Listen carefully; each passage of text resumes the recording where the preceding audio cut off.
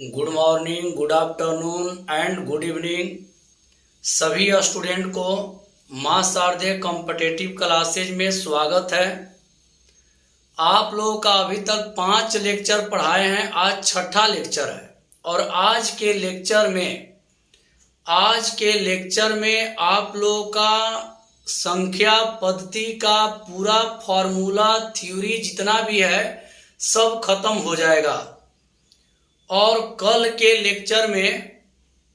जो लेक्चर जाएगा उसमें आप लोगों का ऑब्जेक्टिव बनकर जाएगा। मेरे प्यारे स्टूडेंट, आप लोग चैनल को जो सब्सक्राइब नहीं किए वो सब्सक्राइब करिए, लाइक करिए, शेयर कीजिए और कमेंट जरूर लिखिए कैसा पढ़ाई आप लोगों को लग रहा है, क्योंकि आप ही लोग के लिए इतना परिश्रम किया जा रहा है। केवल बस एक सब्सक्राइब, लाइक और शेयर आप लोग करते जाइए जो भी नए हैं, और जिनको वीडियो पसंद आ रहा है वो कमेंट में जरूर लिखें।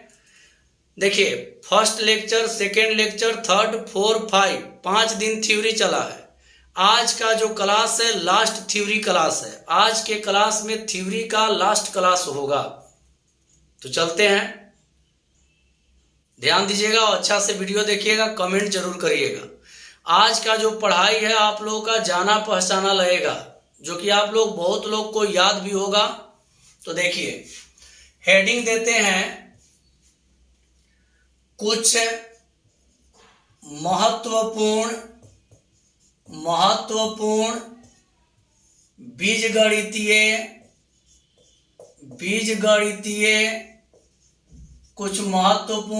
बीजगणितीय सूत्र,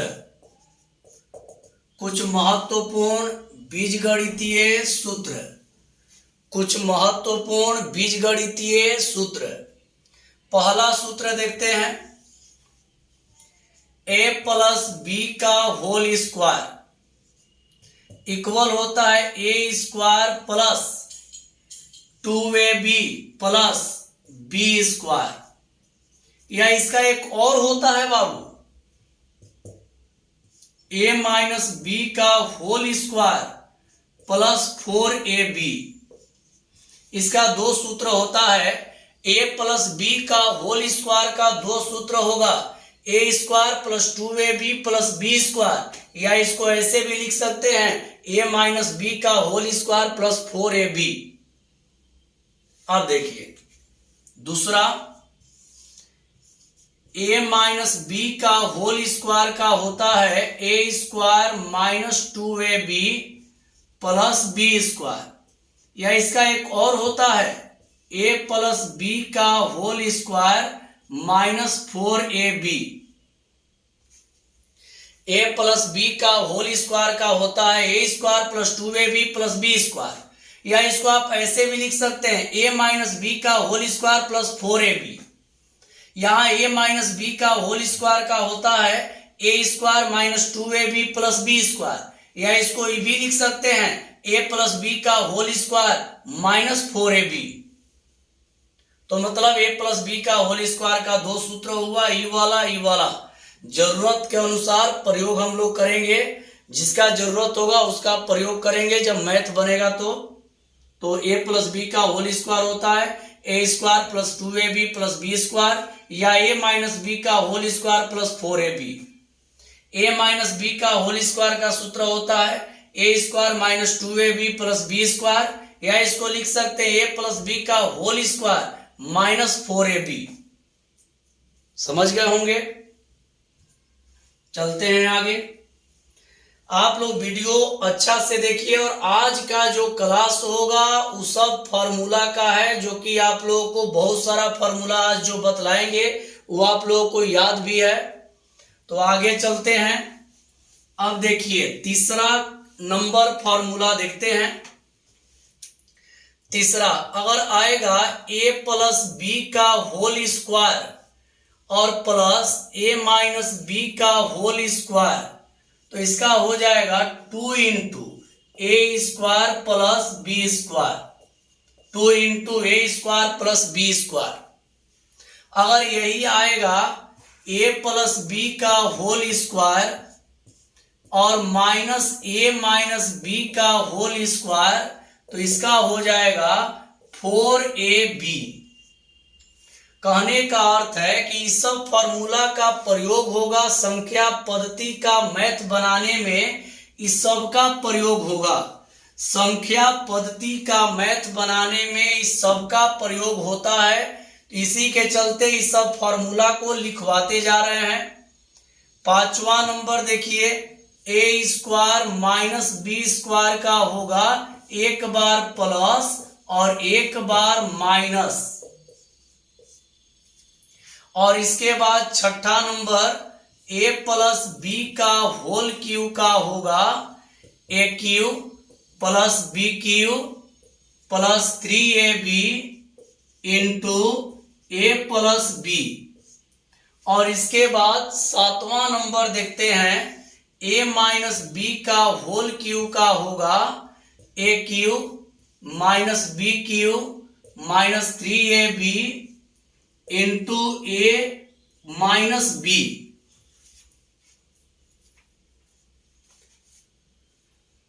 चलिए यहां तक आप लोग नोट कर लीजिए, स्क्रीनशॉट ले लीजिएगा। नोट नहीं करना है, स्क्रीनशॉट आप लोग लेकर रख लीजिएगा और उसको फिर देख लीजिएगा। इस सभी फॉर्मूला का मैथ बनाने में प्रयोग है, यही कारण है कि सबको लिखवाया जा रहा है। मैथ बनाने में सबका प्रयोग होगा, इसी के चलते इस सबको लिखवा रहे हैं। चलिए आगे बढ़ जाते हैं, ये मिटा दे रहे हैं। अब देखिए 7 के बाद 8वां नंबर, 8वां नंबर में A cube plus B cube का होता है A plus B into A square minus A B plus B square. अब इसके बाद 8वां के बाद 9 नंबर, 9 नंबर है A cube minus B cube का होता है A minus B into A square plus A B plus B square. आप लोग ध्यान देंगे और आप लोग को जानकारी के लिए बतला दे कि सब जो फॉर्मूला है इसमें बहुत सारा फॉर्मूला आप लोग को याद भी है। हम क्यों बतला रहे हैं, हम क्यों बतला रहे हैं, क्योंकि संख्या पद्धति पर जब ऑब्जेक्टिव हम लोग बनाने जाएंगे तो उसमें इस सब का जरूरत पड़ेगा। तो पहले लिखवा दे रहे हैं और आप लोग एक काम करेंगे, लेक्चर 1 से लेकर लेक्चर 6 तक का टोटल फार्मूला का रिवीजन आज कर लेंगे, क्योंकि कल से ऑब्जेक्टिव का पढ़ाई होगा और जो भी ऑब्जेक्टिव बनवाएंगे ट्रिक टेक्निक एकदम 1 मिनट में हल। जो भी ऑब्जेक्टिव बनाएंगे वो 1-1 मिनट में हल करेंगे। चलिए आगे बढ़ जाते हैं। अब आप लोग ध्यान से बाबू देखेंगे और समझेंगे।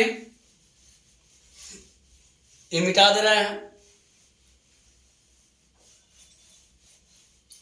आप लोग एक पढ़े होंगे समांतर श्रेणी, समांतर श्रेणी, इसको शॉर्ट में कहते हैं AP, arithmetic progression AP.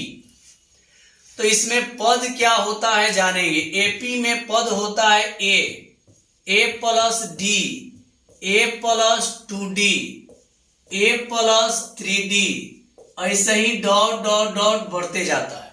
AP में पद होता, अगर कोई कहेगा कि समांतर श्रेणी, इसको शॉर्ट में कहते हैं एपी। आप लोग 10 क्लास 11 क्लास में आप लोग पढ़े हैं समांतर श्रेणी यानी एपी। तो कभी अगर कोई कह देगा कि एपी में एनवा पद, एपी में एनवा पद, तो जानते हैं क्या होगा, A plus N minus 1 into D. इसको अगर शॉर्ट में लिखना होगा तो टी एन या एन इक्वल हो जाएगा A plus N minus 1 into D. AP में एनवा पद का ही फॉर्मूला होता है। अब जानेंगे कि ए डी और एन क्या है। जहां ए बराबर पहला पद, डी बराबर T2 माइनस T1।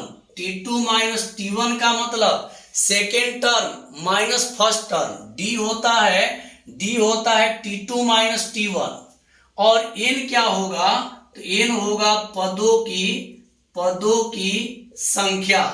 n जो होगा पदों की संख्या, n होता है पदों की संख्या। तो याद रखिए एपी आप लोगों का समांतर श्रेणी है, जो कि 10 क्लास 11 क्लास में पढ़े हैं। और आप लोगों को जानकारी के लिए बतला दें कि इस सब का प्रूफ नहीं दिया जाएगा, क्योंकि प्रूफ आप लोग 10-11 में पढ़े हैं। हम लोग कॉम्पिटिटिव के बारे में पढ़ रहे हैं, कॉम्पिटिटिव क्लासेज कर रहे हैं, तो उसमें प्रूफ का जरूरत नहीं है, केवल फॉर्मूला याद करना है, केवल फॉर्मूला याद रखना है। जहां इसका प्रयोग आएगा वहां इसका प्रयोग करेंगे, जहां इसका प्रयोग होने वाला रहेगा वहां पे इसका प्रयोग हम लोग करेंगे। तो जानकारी के लिए सब बतला दे रहे हैं। तो जब भी कहेगा कि एपी का 5वां पद 10वां पद कोई भी पद कहेगा तो निकालने का यही सूत्र हो गया। ए हो गया पहला पद, डी होता है T2 माइनस T1 और एन होता है पदों की संख्या। n होता है पदों की संख्या। चलिए आगे बढ़ जाते हैं। अगर कहा जाएगा एपी में n पदों का योग, अगर आएगा कि एपी में n पदों का योग, अगर आप लोग कहा जाएगा कि एपी में n पदों का योग, n पदों का योग, तो इसका दो फॉर्मूला होता है। एक होता है n/2 into A plus L और एक होता है n/2 2a plus n-1 into D. दो फॉर्मूला होता है, एक होता है n/2 a प्लस एल और एक होता है n/2 2a plus n-1 into D. एक होता है n/2 a प्लस एल और एक होता है n/2 2a plus n-1 into D. जहां l जो होता है l इक्वल अंतिम पद, l जो होता है अंतिम पद होता है, l जो होता है वो अंतिम पद होता है, यानी लास्ट वाला टर्म को l कहते हैं। चलिए एपी के बारे में हम लोग जान गए। अब हम लोग जानेंगे गुणोत्तर श्रेणी ज्योमेट्रिक प्रोग्रेशन। गुणोत्तर श्रेणी ज्योमेट्रिक प्रोग्रेशन,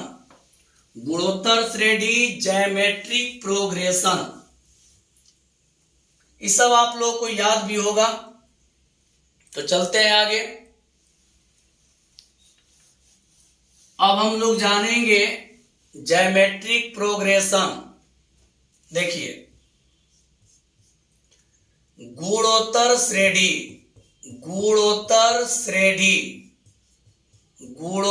श्रेणी, इसको शॉर्ट में लिखते हैं जीपी। अब इसमें जानिए इसका पद क्या होता है। इसका पद होता है a, AR square, AR Q, ... अब यहाँ पे जीपी में एनवा पद या अंतिम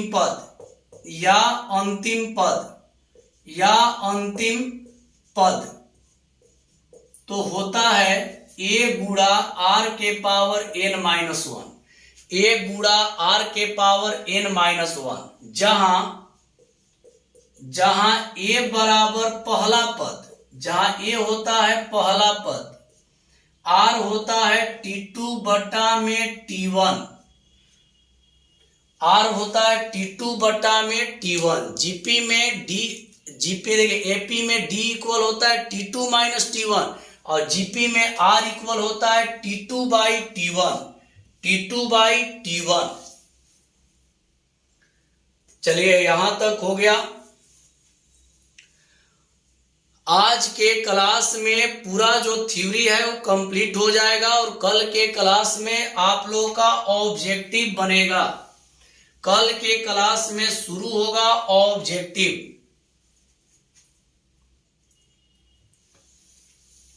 चलिए आगे बढ़ते हैं, मिटा दे रहे हैं इसको।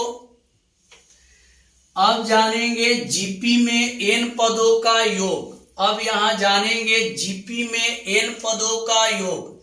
तो जीपी में एन पदों का योग, एन पदों का योग तो होता है दो होता है। एक होता है a इंटू आर के पावर n माइनस 1 बटा r माइनस 1, जहां r is greater 1, r is greater 1, यानी r का वैल्यू 1 से ग्रेटर होता है तभी लागू होता है। एक होता है जीपी में n पदों का योग, एक होता है a इंटू 1 माइनस आर के पावर n बटा में 1 माइनस आर। ये उस समय लागू होता है जहां r का मान 1 से छोटा, r का मान 1 से छोटा रहता है तो ये प्रयोग करेंगे, r का मान 1 से बड़ा होगा तो ये वाला प्रयोग करेंगे। जीपी में 2 होता है, r का मान अगर n पदों का योग 2 होता है, अगर r का मान 1 से बड़ा होगा तो ये प्रयोग करेंगे और r का मान 1 से छोटा होगा तो ये प्रयोग करेंगे। आप लोग जानते हैं, ज्यादा इसको रिपीट नहीं कर रहे हैं क्योंकि आप लोग ये सब जानते हैं। हम उन लोगों के लिए लिखवा दे रहे हैं जो नहीं जानते हैं, उन लोगों को दिक्कत ना हो इसके चलते लिखवा दे रहे हैं। चलिए आगे बढ़ेंगे।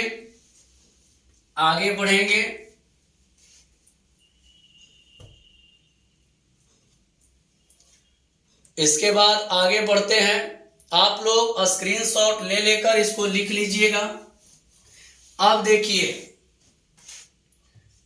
जीपी में अनडिफाइंड पद का योग होता है a बटा 1 माइनस आर। इसको शॉर्ट में लिखते हैं एस अनडिफाइंड बराबर a बटा 1 माइनस आर। अगर अनडिफाइंड टर्म का सम निकालना होगा, जीपी में अनडिफाइंड टर्म का पद का योग निकालना होगा, जीपी में अनडिफाइंड पद का योग निकालना होगा तो a बटा 1 माइनस आर। इसको शॉर्ट में लिखेंगे एस अनडिफाइंड बराबर a बटा 1 माइनस आर, a बटा 1 माइनस आर। चलिए यहां तक हो गया आप लोगों का, यहां तक आप लोगों का हो गया। ये सब आप लोगों को, ज्यादा लोग को याद भी होगा, बहुत लोग को ये सब याद भी है, बहुत लोग को ये सब याद भी है।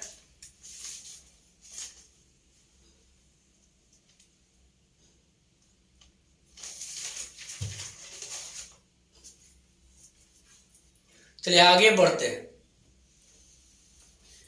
एक और आप लोगों का है, वो बतलाकर थ्योरी खत्म करते हैं।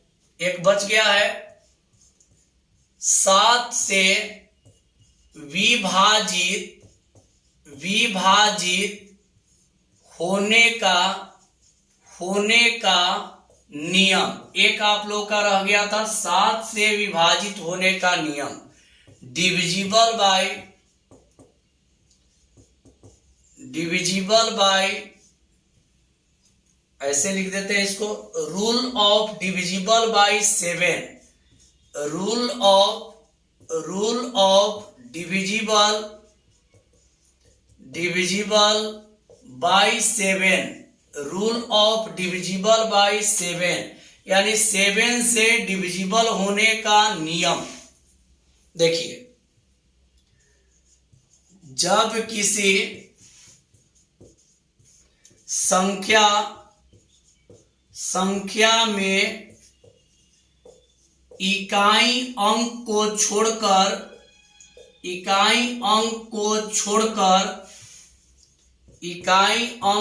छोड़कर शेष बची संख्या में से इकाई अंक का दुगुना घटाने पर यदि 7 से पूरा कट जाता है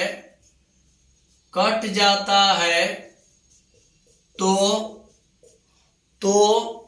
वह संख्या 7 से परिपूर्ण विभाजित होता है। इसका मतलब समझिए, एक बच गया था विभाजित वाला, वो बतला दे रहे हैं। स्टार्टिंग में इसको नहीं बतला पाए तो एक बच गया, उसको बतला दे रहे हैं। मान लीजिए कभी आएगा 7 से विभाजित होने का नियम, रूल ऑफ डिविजिबल बाई 7। जब किसी संख्या में इकाई अंक को छोड़कर शेष बची संख्या में से इकाई अंक का दुगुना घटाने पर 7 से पूरा कट जाता है तो वह संख्या 7 से परिपूर्ण विभाजित होता है। ध्यान दीजिए, जब किसी संख्या में इकाई अंक को छोड़कर शेष बची संख्या में से इकाई अंक का दुगुना घटाने पर 7 से पूरा कट जाता है तो वह 7 से विभाजित होता है। यानी इकाई अंक को छोड़ने के बाद जितना रहेगा वो पूरे पद में से इकाई का दुगुना घटाएंगे और दुगुना घटाने के बाद अगर 7 से पूरा कटने लायक रहेगा तो समझिए 7 से पूरा कटने लायक रहेगा तो समझिए कि 7 से पूरा विभाजित होगा। एग्जाम्पल देकर बतला रहे हैं। निम्नलिखित में बताइए कि 7 से परिपूर्ण विभाजित है या नहीं।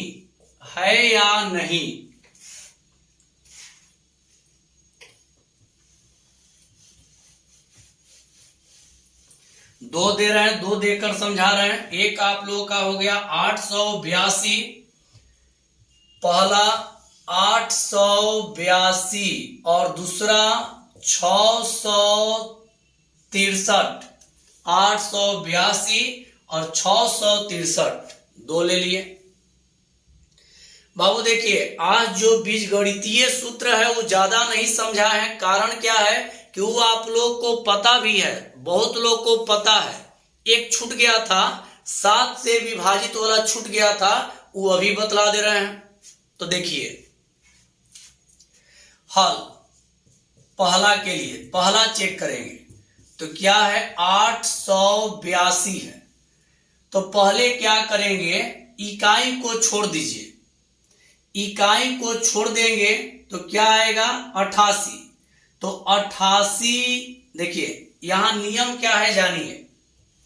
इकाई को छोड़ दीजिए, इकाई क्या है 2, 2 को छोड़ देंगे तो क्या बचेगा 88 और माइनस इकाई वाला संख्या क्या है 2, तो हो जाएगा -2 गुणा 2। यानी ध्यान दीजिए क्या करना है कि इकाई को छोड़ देना है।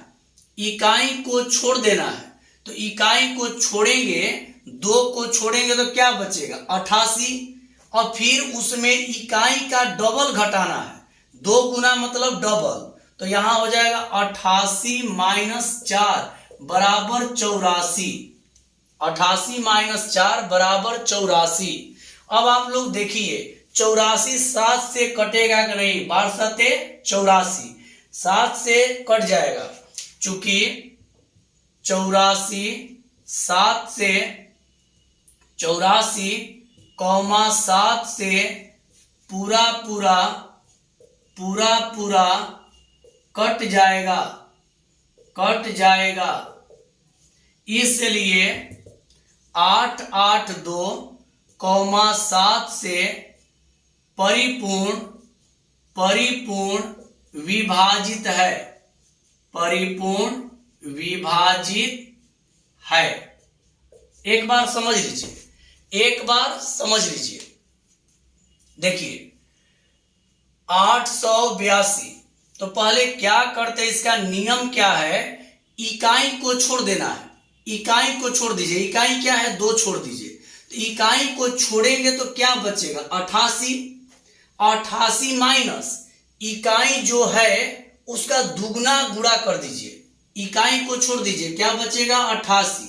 अब जो इकाई बचा है उसका दुगना से गुणा करिए, तो 2 बचा है, 2 से गुणा कर दिए, 88 माइनस 4 84। अब यहां देख रहे हैं 84, 12 सते 84, 7 से 84 कट जाएगा, तो चूंकि 84 7 से पूरा कट जाएगा, इसलिए 882,7 से परिपूर्ण विभाजित है। हड़बड़ाइएगा नहीं, दूसरा भी बनाकर आप लोगों को समझाएंगे। कमेंट जरूर करिए और आप लोग वीडियो पूरा देखिए, कमेंट करिए, और जो नए जुड़ रहे हैं वो सब्सक्राइब करते जाइए। आप लोगों का अपना चैनल है, कोई फी नहीं लग रहा है, एकदम फ्री सेवा आप लोगों के लिए दे रहे हैं। अब आगे बढ़ेंगे 663।